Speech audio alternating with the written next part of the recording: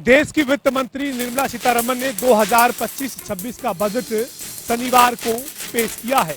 इस बजट के पेश होने के बाद हरियाणा में सत्ता पक्ष बजट की तारीफ कर रहा है, जबकि विपक्ष इसकी आलोचना कर रहा है।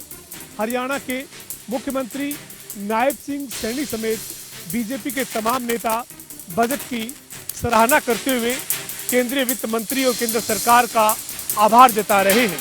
मुख्यमंत्री नायब सिंह सैनी का कहना है कि किसानों, युवाओं, उद्योगपतियों और छोटे उद्योगपतियों समेत सभी वर्गों का बजट में ख्याल रखा गया है। मुख्यमंत्री नायब सिंह सैनी ने कहा है कि 12 लाख रुपए तक कोई टैक्स नहीं देना होगा। इससे मध्यम वर्ग का सरकार ने खास तौर पर ख्याल रखा है। इसके साथ ही मुख्यमंत्री नायब सिंह सैनी का कहना है कि इस बजट में महिला सशक्तिकरण, युवाओं और उद्योगपतियों को ध्यान में रखते हुए किसानों पर भी सरकार ने काफ़ी फोकस किया है। वहीं इंडियन नेशनल लोकदल के नेता अभय सिंह चौटाला का कहना है कि इस बजट से निराशा हाथ लगी है। अभय चौटाला के मुताबिक बजट में महंगाई पर नियंत्रण करने की कोई योजना नहीं है और ना ही किसानों को एमएसपी पर फसलों की खरीद की गारंटी का जिक्र है और इसी तरीके से युवाओं के लिए भी बजट में कुछ खास सरकार ने नहीं ध्यान दिया है। यह आरोप अभय सिंह चौटाला बजट पर प्रतिक्रिया देते हुए लगा रहे हैं। उधर कांग्रेस के नेता भी बजट की आलोचना कर रहे हैं। कांग्रेस की महासचिव कुमारी शैलजा का कहना है कि इस बजट को सरकार को आर्थिक नजरिए से एक सुव्यवस्थित तरीके से पेश करना चाहिए था, लेकिन ये केवल एक चुनावी अनुकूल दस्तावेज साबित हुआ है।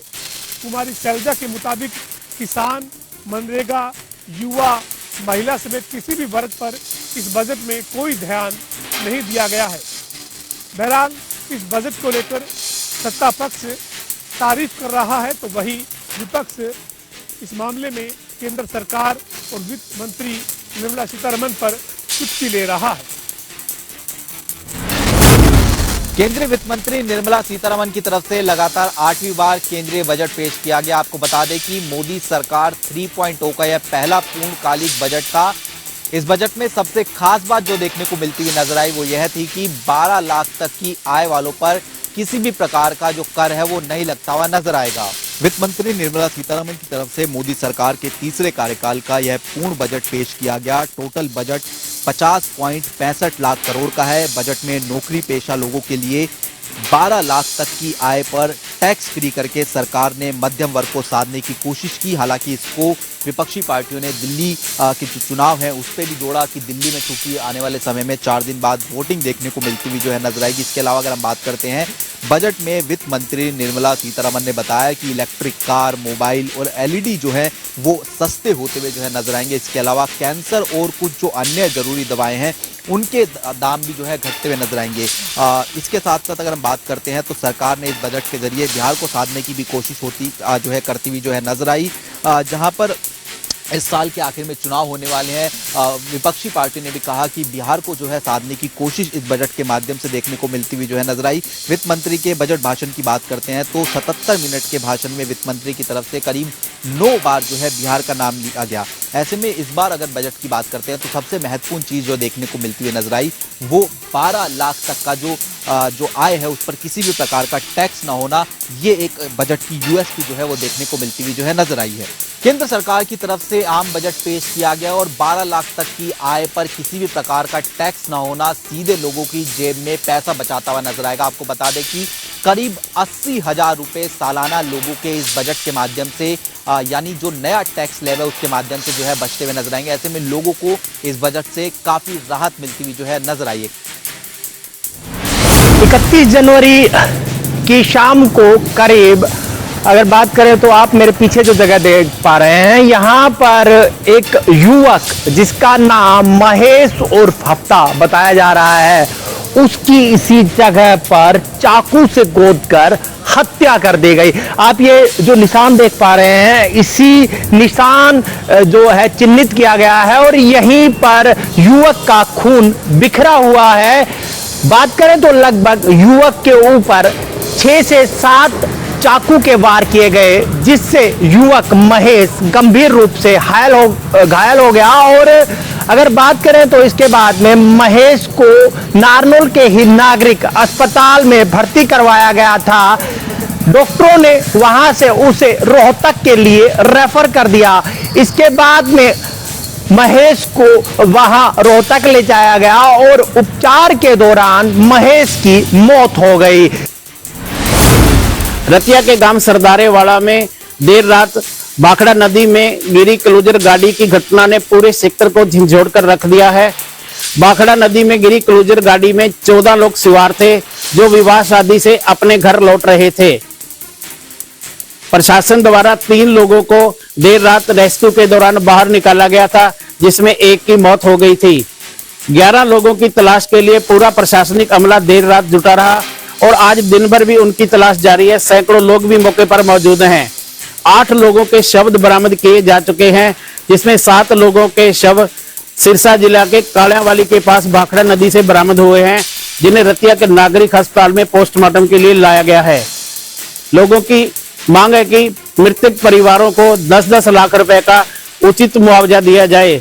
लोगों का यह भी आरोप है कि भाखड़ा नदी के किनारे न तो कोई सेफ्टी दीवार है, ना ही कोई रेलिंग लगी हुई है। भारी धुंध के कारण कुछ भी दिखाई नहीं देता, जिसके कारण यह घटना घटी है।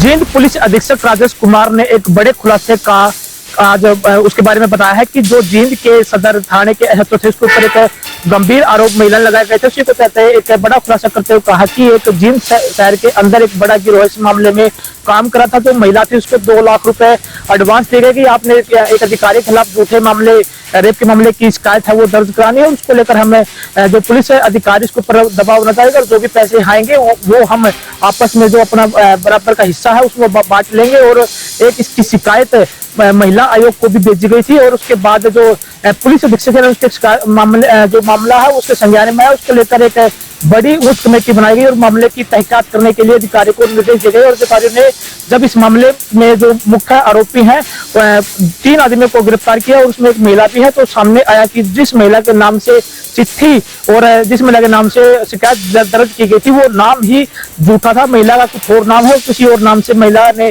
शिकायत दर्ज की थी। और अभी 3 आरोपियों को पकड़ा गया और 5 अन्य आरोपी बताए जा रहे हैं। और जो मामला है ये किसी प्रॉपर्टी को लेकर बताया जा रहा है कि जब प्रॉपर्टी के मामले में किसी पक्ष के प्रति एसएचओ है उन्होंने सख्त रवैया अपनाया, तो उसके लेकर कहीं ना कहीं ये साजिश रची गई। अब पुलिस ने पूरे मामले की तहकीकात तक जाने के लिए अपनी हाई पावर कमेटी गठित करती है और आगे जो आरोपी हैं उनको पकड़ने के लिए तफ्तीश जारी कर दी है।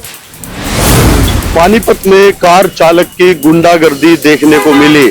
बता दें कि सरकारी अस्पताल की एम्बुलेंस जो कि एक जच्चा बच्चा को डिलीवरी के बाद घर छोड़ने के लिए जा रही थी, जहां पर रास्ते में शराब के नशे में कार चालकों द्वारा एम्बुलेंस के आगे अपनी गाड़ी अड़ा दी और वही एम्बुलेंस चालकों द्वारा उसका विरोध करने पर मारपीट के लिए उतर गए। वही शराब के नशे में युवकों द्वारा एम्बुलेंस में सवार इमरजेंसी के डॉक्टर के साथ भी मारपीट करने की कोशिश की। वही बता दें कि डॉक्टर द्वारा ये डायल 112 पर फोन किया गया। वहीं आसपास भीड़ इकट्ठा हो गई, लेकिन जो गाड़ी में सवार लोग थे वे बिल्कुल भी नहीं माने और एम्बुलेंस में सवार डॉक्टर व एम्बुलेंस चालक के साथ मारपीट करने की कोशिश की। वही डॉक्टर द्वारा इसकी वीडियो भी बनाई गई। फिलहाल डायल 112 की जो पुलिस है वो मौके पर पहुंची, जब तक जो कार चालक है वो वहां से फरार हो चुके थे।